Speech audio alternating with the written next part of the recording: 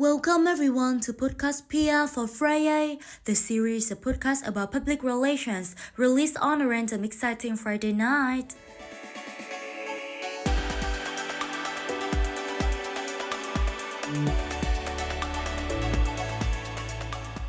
This is the first episode. We will start with an evergreen topic, which is PR for startup. I invited 3 special guests to explore about this topic in the context of 2 countries, Vietnam and UK.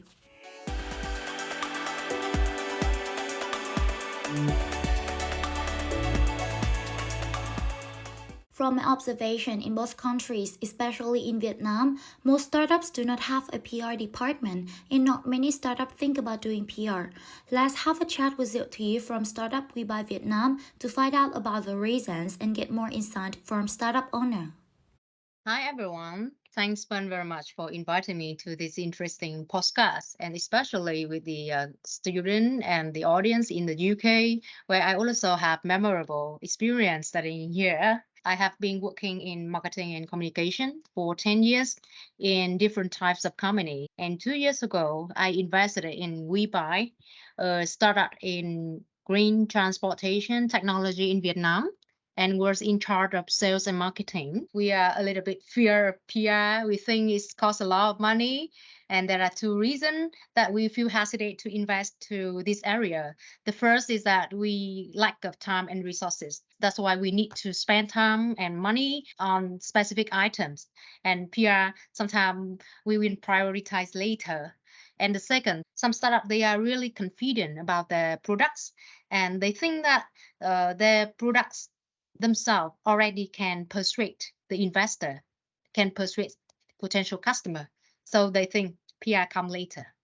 However, recently, and according to my experience for my business, I think PR helps a lot. And thanks to PR, more people understand about our solution because normally for startup, we have creative products, extremely new products, and not everyone can understand. And thanks to PR, people are educated. They understand the value that new solution bring to them. Wiibike have had so many activities which is upload PR successfully to your business and raise awareness about your business. So can you share some of the PR tactics you applied to your business? The first is about story. Startup need to share the special thing about the business, match the needs and demand of media. From then, you can get earned media. So it's will solve your problem about limited resources and money. We have story about green transportation solution. Everybody concerned about global warming, about the environment issues. We have the story about woman empowerment with the CEO, female CEO, who inspire young women to have good personal life and at the same time can be successful in business. The second thing, we can take advantage of the customer voice. They can be the KOL, to share and attract new customer for you. And the third, startup need to keep growing to improve the business in creative ways. From then, you have material and story to share. If you stay the same, nothing to share with media. And finally, we don't have money to apply conventional tactics. We need to think about something new, or at least we think differently. Actually, that's so true when you mentioned the cost of PR activities, because some small and medium business owners always think that PR is like over budget, and it might be just suitable only when the business is bigger and when the company's financial status is like improved.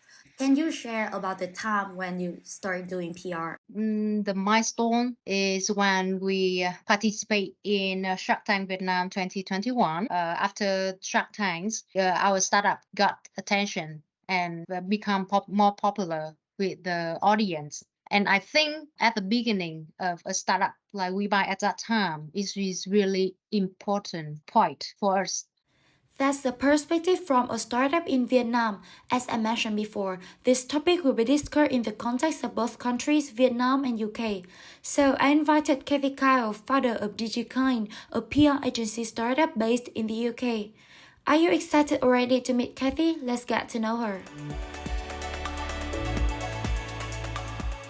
Thank you so much for having me. My name is Kathy Kyle, and I actually started my own creative agency here in the UK. I actually have two creative agencies. I have one in the US and then one in the UK. Um, and essentially, what we did is we saw a problem, we wanted to fix it. And so my company is called DigiKind, and we utilize creative campaigns and digital transformation, placemaking, and business support to help government organizations, businesses, and nonprofits to tell their story. Do you think doing PR for a PR agency startup in the UK is different from PR for the big corporate? I do think it's different in the sense that I think you have to be perhaps a little more creative with the resources that you have. But I think that's good because people um, like to see that creativity. And, honestly, PR is all about building relationships, isn't it? And it's about being authentic and genuine and creating something that resonates. And I think that's what your audience really wants. 70% of people really want to hear from people like them. And they don't really want to hear from the brand necessarily. And so it's really important to build brand ambassadors from the ground up. So I think that's really important.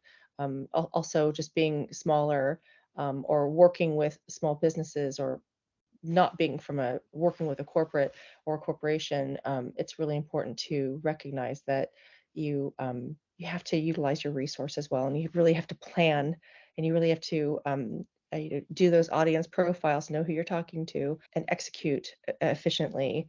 Measure whether you've been effective in the end. Yeah, I think it's really about being creative with the resources that you have. I think you can be really creative when you're small. And I think that independence gives you freedom. You don't have to answer to, a board or like a bigger organization. You can just have this Not much creative. power.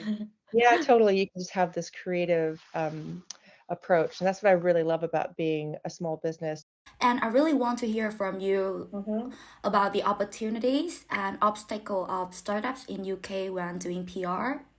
The opportunities are limitless. The obstacles are people don't understand, I think, how to effectively engage in executing a PR strategy.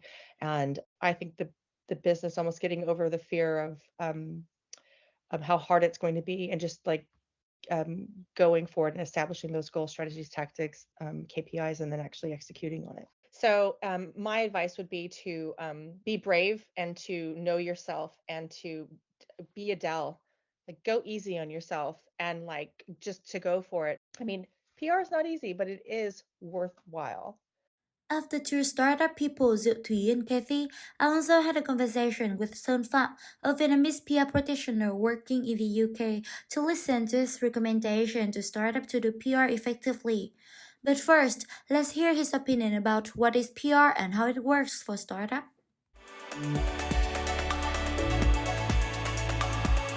Hi, everyone. Thanks so much for having me today. I'm Son. I'm a senior campaign executive at PR agency Manifest, PR Week International Agency of the Year 2022.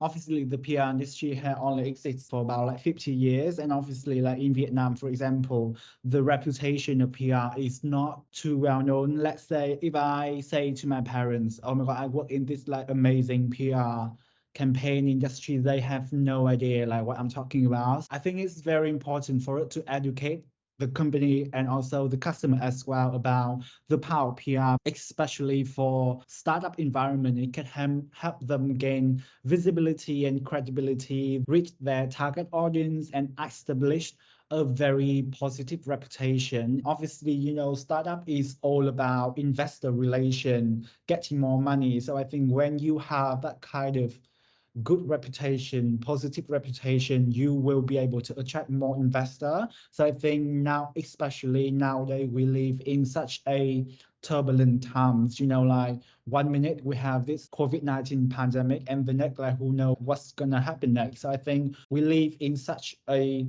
turbulent time, and in this day and age of digital social media, I think it's extremely important for us to establish that kind of reputation. And I think PR plays such a important role in all of that. Do you have any recommendations for not only the startup taking part in our podcast, but also other startup to identify the public group that they should focus so that they won't waste their resources?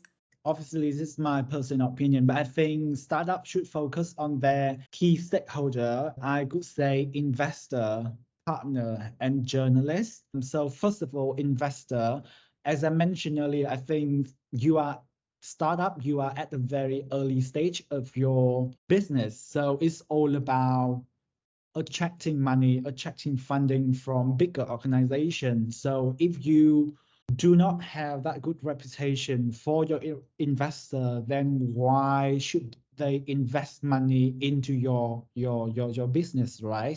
London or New York is such a mature market. It's easier to achieve, I think, but obviously it's more difficult because it's a huge market, which means there are more competition. The second one is partner. By partner, I mean it can be employees, it can be your supplier, it can be your customer, because you are trying to win people attention, hearts and mind. You are trying to win them to have that trust in your business, in your brand. So I think, yeah, definitely partner as the type of stakeholder I could focus on. And last but not least, I think journalists is also very important. Part of PR is media relation. If you have that relationship or connection with the media, you will be likely to get good endorsement from them. You are at a very early stage of your business. You don't want journalists sniffing around about your, I don't know, mistake you made like 10 years ago. And I think the huge part of PR at the end of the day is still media relations. So having that good contact with journalists. Do you think startup in the UK is doing PR better than in Vietnam? Because like obviously we are in the UK and we know that people here are more familiar with this term than in our country. I think they have more opportunities for yeah. sure. I think they have more exposure, like that for sure, because as I mentioned earlier, it's such a huge market, like it's one of the biggest like financial market in the world. I'm not too sure about to say like it's better than Vietnam, but I think what I'm trying to say is it more established. So let's say, for example, I don't know if you heard of this guy, Stephen Bartlett, which is a huge entrepreneur like in the UK. Like he attract a lot of investor because he know how to work his audience. For example, he, like use LinkedIn often, he share his story, he doing all this like stuff. So I think that's something we can definitely learn from the UK market. But obviously, Vietnam is an up and coming market. Like everyone want to invest in Vietnam. So I think there's a huge opportunity for Vietnamese founders to up their game in PR communication, to communicate their business, to attract those investor. To your point about like advice, I think like be clear about your goals, your values, and your messaging. For example, if you are all about environment, then communicate that. Second one, I could say, as I mentioned earlier, like it's all about media relations. So build that relationship with journalists, like take them on coffee, take them out on dinner, ask them like what they're working on and how we can add value and all that. It's all about relationship. The last one I could say, actively like listen to your customer, to your stakeholder, to identify the gap and close that gap. Because you might want something, but people might want something else. So you have to be able to know exactly what is it you want to do, what is it that you want to achieve. To conclude, I would say be clear about your goal, your value, your messaging, building that relationship, because we are all humans. We live like operating in a society, monitoring, actively listen to your stakeholder. And so Pham is also the final guest joining our podcast today. The first episode is nearly coming to the end. Again, as Kevin mentioned, PR is hard, but it's worth, so go for it. Thank you everyone for tuning into PR for Friyay. I hope you enjoyed this episode, and I will come back with more exciting PR stories next Chilling Friday night. Bye!